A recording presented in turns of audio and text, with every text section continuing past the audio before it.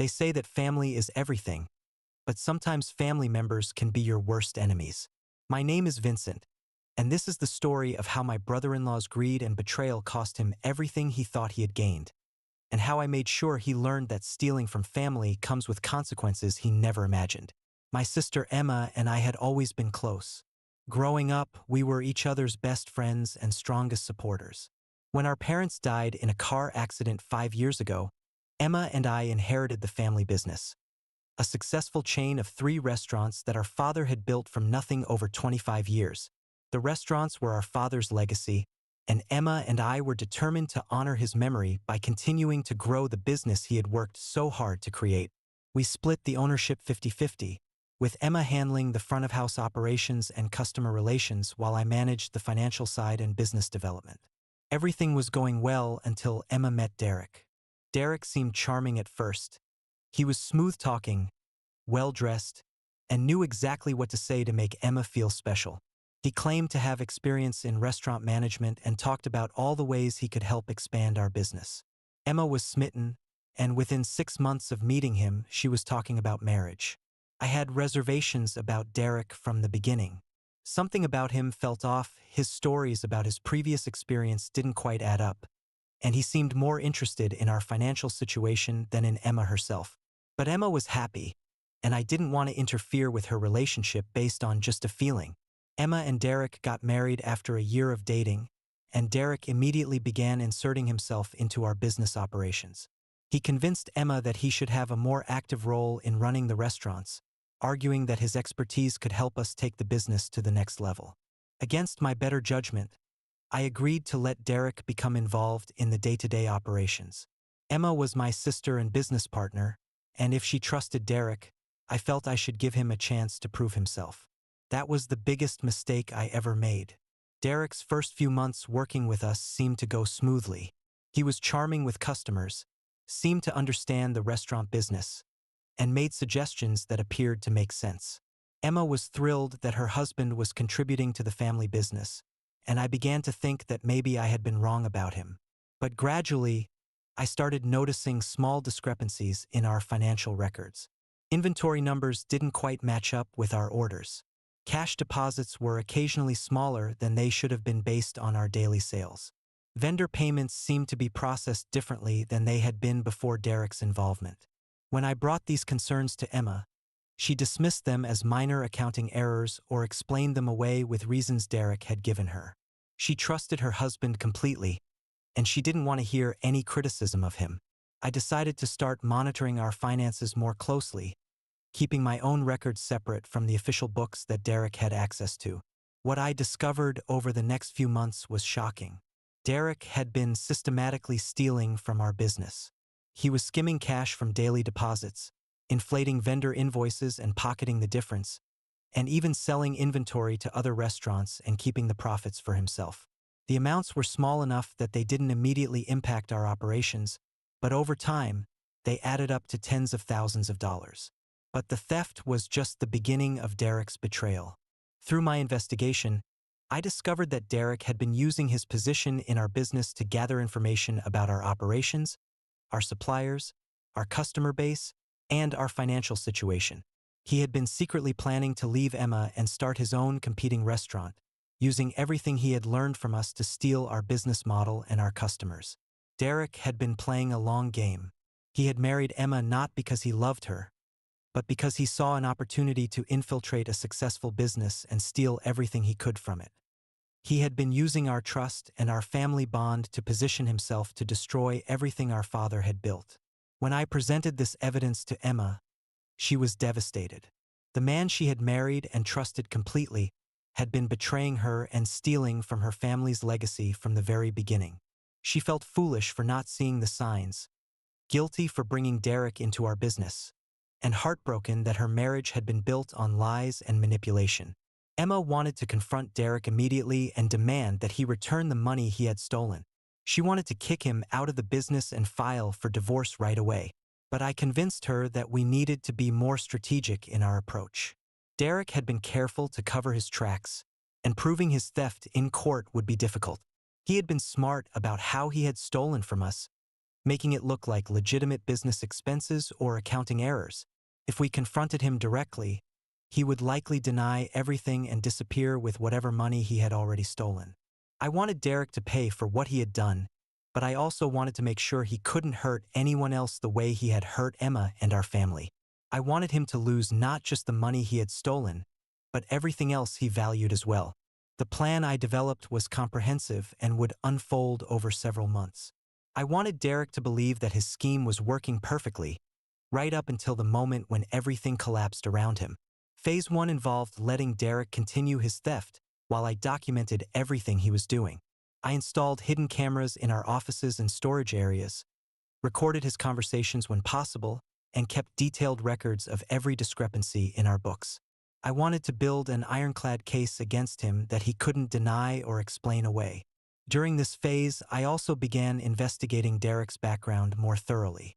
I hired a private investigator to look into his past, his previous relationships, and his financial situation. What we discovered was that Emma wasn't Derek's first victim. Derek had a pattern of targeting women who owned successful businesses or had significant assets. He would charm them, marry them quickly, and then systematically steal from them before disappearing to start the process over again with someone new. Emma was at least the third woman he had done this to, and there were probably others we hadn't found yet. Phase 2 involved Derek's plans for his competing restaurant. Through my surveillance, I learned that Derek had already secured financing for his new venture, had begun negotiating leases for potential locations, and was planning to poach several of our key employees to work for him. Derek's plan was to open his competing restaurant just a few blocks away from our most successful location, using our recipes, our supplier relationships, and our customer database to steal our business.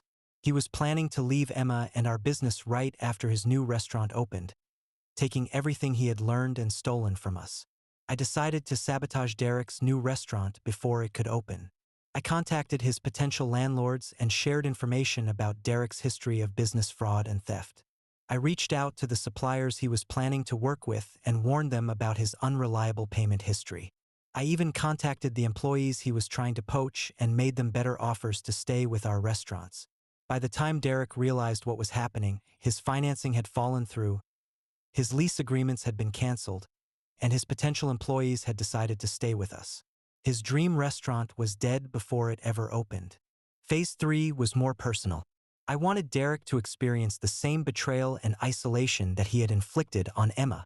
I began sharing information about Derek's theft and his pattern of targeting women with his friends, his family, and his social circle. Derek had been presenting himself as a successful restaurant owner and devoted husband. When people learned the truth about his criminal behavior and his history of manipulating women, his reputation was destroyed. Friends stopped associating with him, family members cut him off, and his social standing in the community evaporated. Phase 4 involved Derek's financial situation. Through my investigation, I had learned that Derek had been living beyond his means, using the money he stole from us to fund an expensive lifestyle that he couldn't actually afford. He had expensive car payments, a luxury apartment lease, and credit card debts that he was barely managing to pay. I arranged for Derek's creditors to learn about his unstable employment situation and his history of theft. His credit was destroyed, his car was repossessed, and he was evicted from his apartment. The lifestyle he had been funding with stolen money collapsed completely. The final phase was designed to bring everything together in the most devastating way possible. I wanted Derek to face legal consequences for his theft at the same time that Emma filed for divorce and he lost everything else he had gained through his manipulation. I coordinated with law enforcement to present our evidence of Derek's theft at the same time that Emma served him with divorce papers. The timing was perfect. Derek lost his marriage, his freedom, and his future all in the same week. The confrontation happened on a Thursday morning in March, exactly 8 months after I had first discovered Derek's theft. Police arrived at our restaurant with a warrant for Derek's arrest on charges of embezzlement, fraud, and theft. At the same time, Emma served him with divorce papers that detailed his betrayal and demanded the return of all stolen assets. Derek's reaction was predictable. He tried to deny everything, claiming that the evidence against him had been fabricated. He accused me of being jealous of his relationship with Emma and of trying to break up their marriage. He even tried to convince Emma that I was lying about his theft and that she should trust her husband over her brother. But the evidence was overwhelming. The hidden camera footage showed Derek stealing cash and manipulating inventory records. The financial documents proved that he had been systematically embezzling money from our business. The private investigator's report revealed his history of targeting and defrauding other women. Derek was arrested and charged with multiple felonies. The evidence against him was so strong that his lawyer advised him to accept a plea deal rather than go to trial. He was sentenced to 3 years in prison and ordered to pay full restitution for the money he had stolen. But the legal consequences were just the beginning of Derek's punishment. His arrest and conviction became public knowledge, destroying any chance he had of rebuilding his reputation or starting over in the restaurant industry. His pattern of targeting women was exposed, warning potential future victims about his methods. Emma's divorce was swift and decisive. Because Derek had been stealing from the business during their marriage, Emma was able to keep all of their shared assets and even claim some of Derek's personal property as compensation for his theft. Derek lost not just his marriage, but everything he had accumulated during his time with Emma. Most importantly, Derek's scheme to steal our business model and start a competing restaurant was completely destroyed. All of his planning, all of his preparation, all of his theft had been for nothing. He ended up with less than nothing. He lost his freedom, his reputation, and any chance of success in the industry he had tried to infiltrate.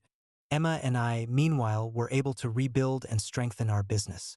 The money Derek had stolen was eventually recovered through the restitution order, and the experience taught us valuable lessons about protecting our assets and being more careful about who we trusted with our family legacy. We implemented new financial controls and security measures that made it much harder for anyone to steal from us in the future. We also became more selective about who we allowed to become involved in our business operations, requiring background checks and references for anyone who would have access to our financial information. The experience was traumatic for Emma, but it also made her stronger and more independent. She learned to trust her own instincts rather than being swayed by smooth-talking manipulators. She eventually began dating again, but she was much more careful about protecting herself and her assets.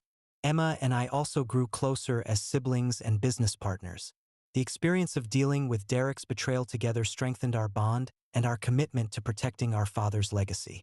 We realized that we could trust each other completely and that our family relationship was more valuable than any business partnership with an outsider.